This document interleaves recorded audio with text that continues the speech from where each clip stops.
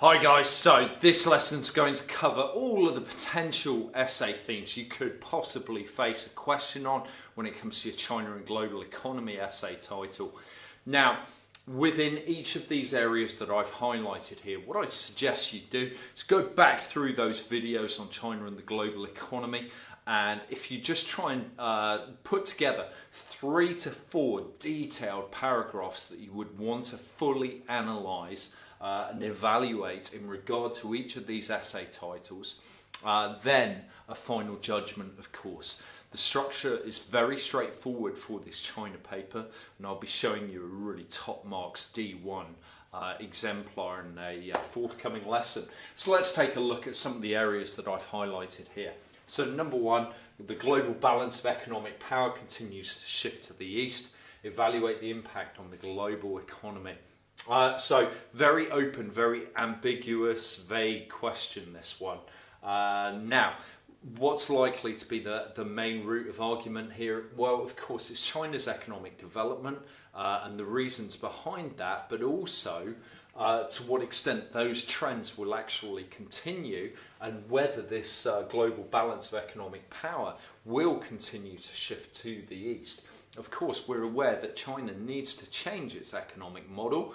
Otherwise, this won't necessarily be the case, of course. Now, if they do implement their reforms and that they really carry through on the sort of things that they've talked about doing, then, of course, this trend is likely to take place. And what does that mean? Globally, for different countries, whether it's LEDCs, MEDCs, what does it mean for transitional economies? What does it mean for the Chinese themselves? Who are going to be the winners and who are going to be the losers in such a scenario? It looks very likely, of course, that LEDCs will continue to become the real winners of this sort of scenario, because if this plays through and China becomes the largest economy in the world, as they are expected to do ultimately, it will be the first time that we're likely to have an LEDC who is actually the world's largest country, of course, and that gives them huge negotiating power when it comes to trade talks and WTO practice and procedures and so on. Okay, number 2, evaluate the factors that will influence the success of China's future economic development. So this is a more focused essay really than the first one we see, which could be answered in so many different ways. And I would say that sort of question is likely to be too vague really to appear in the paper. Nevertheless, it's an interesting thing to consider.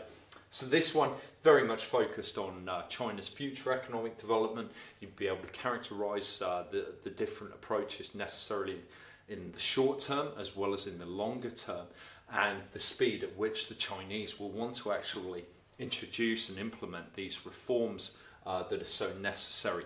We know, of course, China has followed this gradualist process of economic transition, and that looks set to continue. We know, furthermore, that Xi Jinping is not regarded to be a reformer, but more of a modernizer. So he's going to look to modernize socialism or Chinese communism with capitalist elements, of course. So how does that fit together with China's economic development, and what role does the global economy have to actually play within this, with things like the One Bridge, One Road or Bridge and Road Initiative and so on. Okay, number 3, China's slowdown presents a real opportunity for the global economy. Right, does it present a real opportunity? Well, it may well do for various LEDCs who actually take up the slack of providing low-end manufacturing and enjoy the fact that they can really exploit a newfound comparative advantage which has been eroded in China. So that's certainly true, but for MEDCs, is there a real opportunity that we can actually really export a lot of income elastic products to China as it becomes wealthier, and hopefully as the service sector and consumption really runs the show in China. Is that likely to take place, though? Of course, we've got to question to what extent China is actually going to pursue those necessary reforms to really put into effect this transition to the so-called new normal. Okay, number 4. The rapid growth enjoyed by other LEDCs presents a clear threat to China's export-led model of economic growth. There's various other countries that are now growing faster than China or growing at a similar sort of speed. So to what extent does that really suggest that China need to be concerned about these LEDCs, the likes of Vietnam, likes of Ethiopia and so on that we've looked at in the videos? Again, I'd say this is a less likely theme, but this would possibly enable you to target areas such as protectionism with regard to other LEDCs. But of course, China wants to actually engage with many other LEDCs through the Bridge and Road Initiative. And China has actually got a role to play in helping some of those countries to industrialise and really export their technology and human capital transfers that the Chinese have developed a real expertise in when it comes to manufacturing. Okay, so interesting themes once again, but perhaps a little bit too specific on that question. Number 5, does China need to be more open, free market orientated to maintain sustainable economic growth? Well, we've seen this type of essay appear previously with regard to the China and global economy essay theme. So it's entirely plausible that this could come up once again. Of course, you want to actually consider the differences between the short-term approach and the longer-term approaches, but we know fundamentally China is culturally very different from the West and is therefore likely to follow a very different path to economic development. So let's now focus on question number 6. China's economic growth has been imbalanced and caused numerous problems.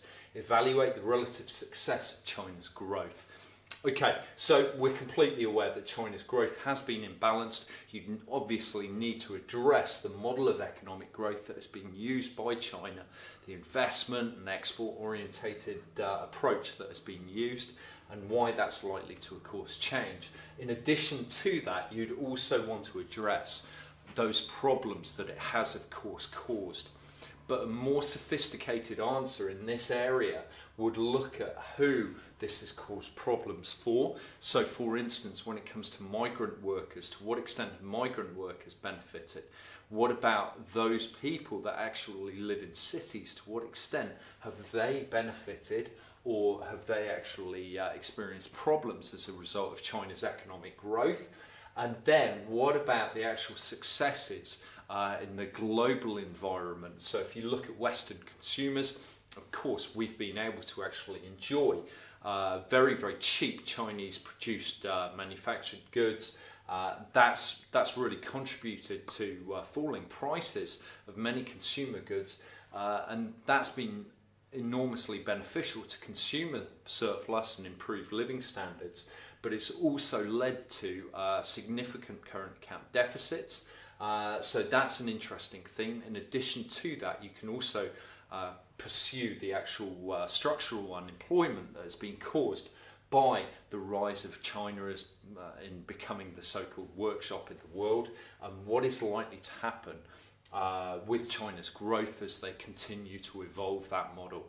Okay, so really interesting question this, which really does ask you to actually focus on the detail, focus on the economic agents that this has been good for, focus on the economic agents where this has not been so good, and you'd also be able to consider LEDCs, of course, within this approach here.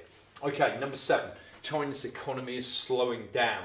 To what extent is this a cause for concern for the global economy? Well, yes, it can be a cause for concern on one hand, absolutely, and you can state why it's likely to be a cause for concern. But on the other hand, it presents an enormous opportunity, of course. So it presents a real opportunity for China to move into so-called cutting-edge growth. And this slowdown is very much to be expected, really. You can't sustain year-on-year growth that the Chinese have managed to actually maintain over such a long period. There is bound to be a slowdown, and we've seen that within the solo model, of course.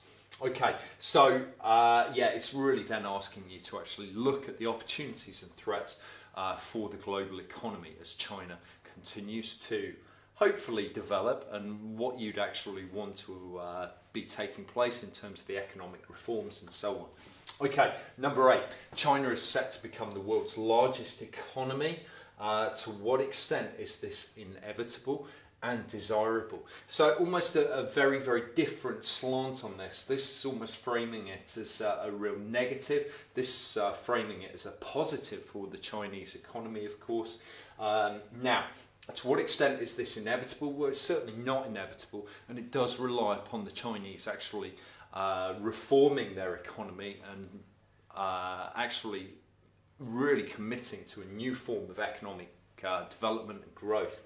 And how desirable is that that fact that they are likely to become the world's largest economy? What does that mean for trade internationally? What does it mean for the Washington Consensus and so on? So lots of different strands that you could consider within a question such as this, and it's one that has featured previously, of course. Number 9, China has been a primary beneficiary of globalization. Yet in recent years, globalization has faced a backlash in MEDCs. Evaluate the implications of this for China and the global economy. So it's certainly feasible that you could get a question about China and globalization more generally. So to what extent is globalization a force for good? Of course, globalization needs to evolve, it needs to adapt, and it needs to change if we're likely to actually manage some of those negatives that, of course, we've seen within globalization. It looks, of course, as though globalization needs to enter a new phase, really, okay? And how can China actually lead that and help manage the negative externalities that have been generated as a result of globalization? Think, of course, the structural unemployment and the generational decline that has been caused in many MEDCs by the rise of China and globalization. Okay, and what does this mean for the future of globalization? Of course, there's a lot in the news right now about protectionism, and that is a real example of deglobalization there.